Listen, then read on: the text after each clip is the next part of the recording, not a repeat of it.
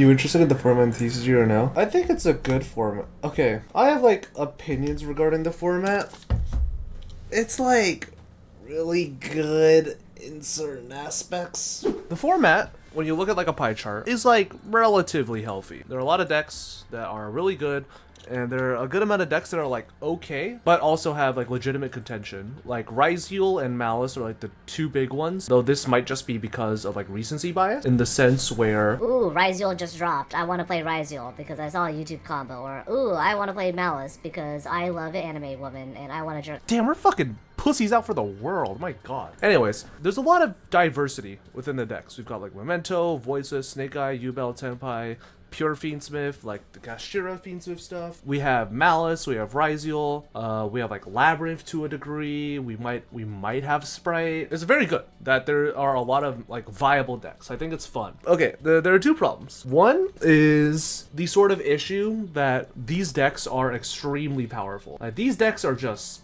so good. Like, Detonator is a card in itself that just shits on almost every single rogue deck. Like, what does Voiceless do versus Detonator? You go like normal, low, Detonator, pop. I mean, like, place the thing, activate Blessings, pop, activate Saphira effect, like summon Skull Guardian. Chainlink 1, Detonator, you put like pop Skull Guardian, like detach Aggregator, like negate one more guard. It's basically just like, there's so much dumb shit that Detonator enables. And to a lesser degree, Malice is also just like this very obscene wombo combo deck that is almost uninteractive. Like, do not show this deck Nibiru or Lancia, you know what I mean? But the Malice cards are so efficient at dodging removal because like they all summon for the banish pile. None of these cards like really add. They all like either set or banish from deck. Like, Malice does have very clearly defined weaknesses relative to like yugioh, which is the weakness is, oh, mashallah, you better hope you open fucking like 3 hand traps. But in those scenarios, it does feel like the gap between deck's last format and this format is, again, like spreading a little too far. We are again approaching the limits of card design for whether or not these cards should be allowed to do as much as they do, as well as the fact that like the Fiendsmith piles are just so disgusting. Fiendsmith just remains like this very frustrating thing to deal with because it is like the ultimate hand trap bait. Like, the Fiendsmith stuff gives you so much value and grind game over the course of a match, as well as the fact that it's able to end on like real bosses. Think of like Caesar, think of like Desiree, depending on the matchup. Like, some of these cards literally FTK other decks. Think of like Caesar versus Memento, or like Desiree versus honestly Memento. Memento fucking sucks dick. I don't know what to tell you. I'm sorry. Anyone who thinks that Memento is a good deck is fucking lying straight to your face. We reached that breaking point ever since Pote dropped in pure format. This is like an issue that I bring up a lot, but it does feel like there's like the power level of decks is the staircase where Konami will like, they'll design an archetype that's like this level of power. Let's say like this is like Pote format. Then we'll like go back one level just because it was like a little too unhealthy. Or like we'll ban like one deck out of that pile. Like Chillimit was like the big example of like a deck that gets like slaughtered. And then we'll go from this level to the next level. It's like Phantom Nightmare, or like Snake Eye gets like really good. And then here is where, you know, there's like some minor adjustments to the list. Think of like Rescue Ace hits, stuff like that. And then, you know, we get like the Yubel support, and like decks just get like this good. We get like Yubel support, Snake Eye as Amina, like Varugis, like Fiendsmith garbage, all that shit. And then maybe, you know, like the Lacrima fusion gets banned, or like some limits happen. And then like we get like some more bullshit again. Like right now where we're at, where we have to deal with like full power Malice, full power yugioh, all these decks that like Konami will fix the format by making it lower powered and making interruption way more real, and then they'll just release something completely new within like a couple days, within like a couple weeks, that basically just like reverses their decision and somehow makes things worse. It's like the back and forth stepping ladder. It's just like a very frustrating experience to see this sort of like cyclical development. Well, it's also, let's not forget, oh my god, this format is so expensive. I know I make the joke, Haha, poverty, get a job, Omega lol. but there is no reason why on like an almost monthly basis you should be having to pay $500 to $1,000 to keep up with your hobby. That's just like not a thing. Like Melee, you maybe have to pay for like tournament entries, and if you want to be a sweat, you can maybe buy like a custom controller for like $400. Like tournament entries and like travel is like, you know, like A, you're traveling, so that's like its own deal, and B, like it's like a $500 upfront cost, and then maybe for like maintenance costs like maybe a couple $100 every year. That's completely normal. Like Yu-Gi-Oh was like like Snake Eye at the beginning of the year, $1,000 deck. Yubel, $5 to $1,000 deck. Remember when like Phantom of Yubels were like $80? That shit was disgusting. Perulia and Fuolos, like 2 months ago, another like $700 playset. Now Ryziel, $1,000 deck. You could argue that a lot of that price is carried by Fuolos. And you can argue that like, oh well, I was on the floor at Anaheim and all the Yugioh cards are like an entire core of Ryziels were selling for about $150 to $180. No, like unless you were exactly at the YCS, like swords like $30, ices $30, X's $30, node 9 cents, but that's not the point. Fiendsmith Engravers $100. Like Perulia, $90 now, because it's just been slowly seeing more and more play, and it's being way more relevant. Like, it does help that we do have, like, reprints of Crossout. It does help that we have reprints of, like, Thrust and Talent, and, like, D-Barrier and Callby, like, a bunch of staples. I think that's really good. Oh my god, Tract is $23? Oh my god. Oh my god. I hate this. I don't like that fact.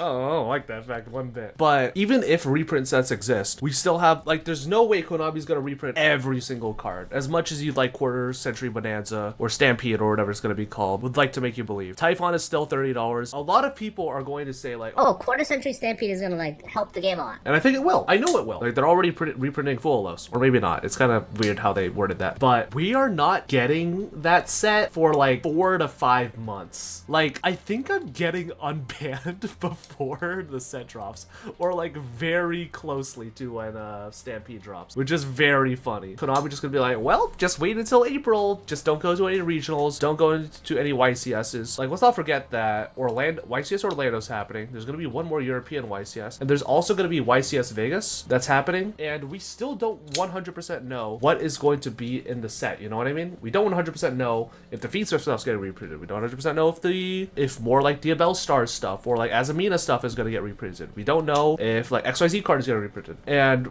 as a player within this format, it is just very disheartening to see like a potentially healthy open format, but at the same time, kind of realize that a lot of these decks aren't very fun or interesting to interact with outside of just like throw a bunch of hand traps at them and pray to God, or B, the fact that you basically have to give up like a month's worth of rent if you want to buy any of these decks from scratch. Like, imagine having to like try to get someone into a game you like and just telling them like, yeah, you have to spend $1,000 on like League of Legends skins in order to unlock ranked mode. I mean, like, I did, but you know, it's not the point. The price of Malice and Ryzo make me so excited. I bought up a lot of stuff for Ryzo months in advance to save money before we saw the rarities. And the box dropped and there are $1 million that I can't even play the decks now. One of the problems when it comes to sets like these is that it's very easy to accidentally create a set that is extremely top heavy. What I mean by top heavy is very easy for cards in the set to be worth way too much. And as a result, product becomes way more expensive. Also, as a result, the cost of these cards, because these decks are so good, is only going to keep rising and rising. Like,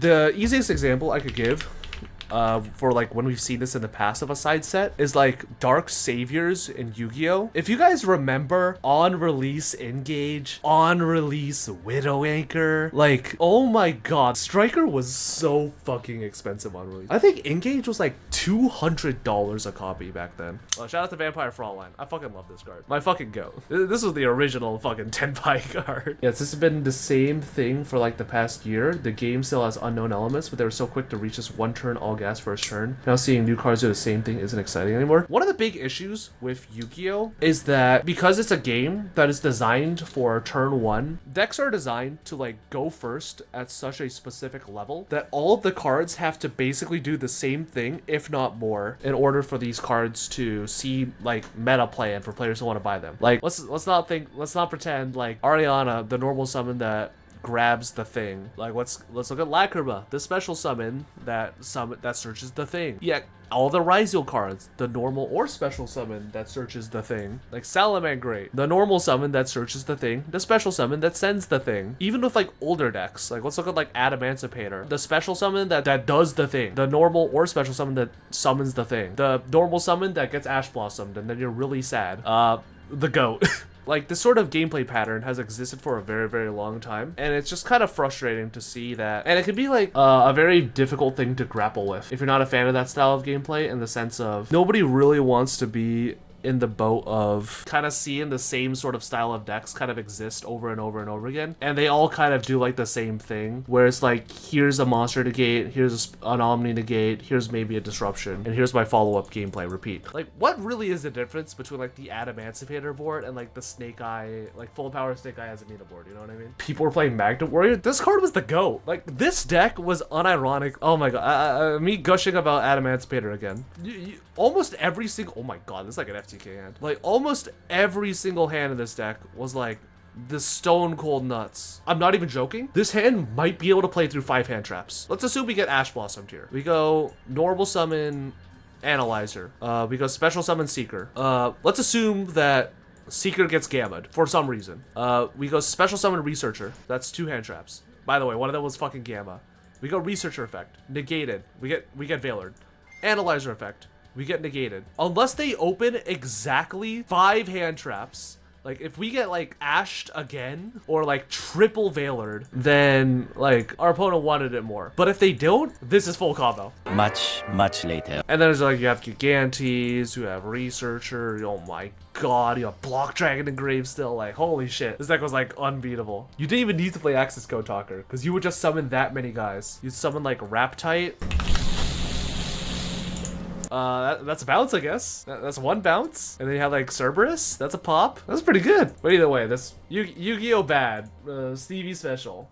Thumbs up emoji. Let me know what your thoughts are on the format, chat. And yeah, we'll see you guys in the next video.